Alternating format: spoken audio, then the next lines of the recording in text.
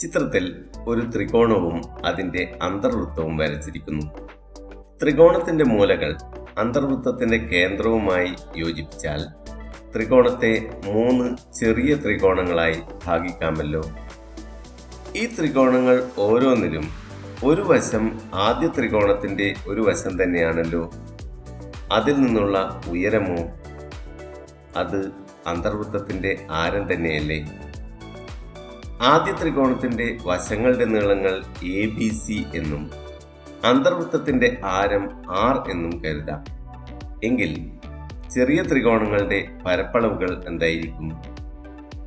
അവ അര AR, അര BR, അര CR എന്നിങ്ങനെ ആയിരിക്കുമല്ലോ. ചെറിയ 3 ത്രികോണങ്ങളുടെയും പരപ്പളവുകളുടെ തുക ആദ്യ ത്രികോണത്തിന്റെ പരപ്പളവായിരിക്കുമല്ലോ. അതായത് ആദ്യ ത്രികോണത്തിന്റെ പരപ്പളവ് അര AR പ്ലസ് അര BR പ്ലസ് അര CR ആയിരിക്കുമല്ലോ. ഇതിൽ 1/2 6 എല്ലാ പദങ്ങളിലും ഉണ്ടല്ലോ.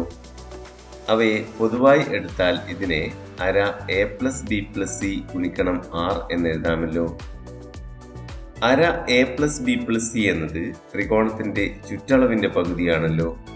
അതിനാൽ ത്രികോണത്തിന്റെ പരപ്പളവ് അതിന്റെ ചുറ്റളവിന്റെ പകുതിയുടെയും അന്തർവൃത്ത ആരത്തിന്റെയും ഗുണനഫലമാണെന്ന് കാണാം. മറ്റൊരു തരത്തിൽ പറഞ്ഞാൽ അന്തർവൃത്തത്തിന്റെ ആരം ത്രികോണത്തിന്റെ പരപ്പളവിനെ ചുറ്റളവിന്റെ പകുതി കൊണ്ട് ഹരിച്ചു കിട്ടുന്നതാണ്. ത്രികോണത്തിന്റെ വശങ്ങളുടെ നീളങ്ങൾ ABC ആയാൽ പരപ്പളവ് √S ഗുണിക്കണം S - A ഗുണിക്കണം S - B ഗുണിക്കണം S - C ആണെന്ന് 9ാം ക്ലാസ്സിൽ കണ്ടുവല്ലോ. ഇതിനെ ചുറ്റളവിന്റെ പകുതിയായ S കൊണ്ട് ഹരിച്ചതാണ് അന്തർവൃത്ത ആരം.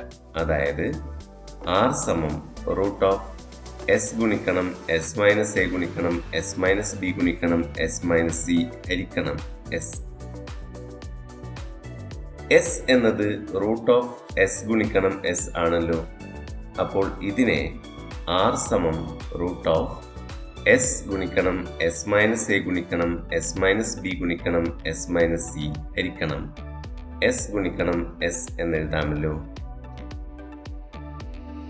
അംശത്തിലെയും ഛേദത്തിലെയും ഒരു S വീതം ചുരുക്കിയാൽ ഇതിനെ R √S - A ഗുണിക്കണം S - B ഗുണിക്കണം S - C ഹരിക്കണം S എന്ന് കാണാമല്ലോ.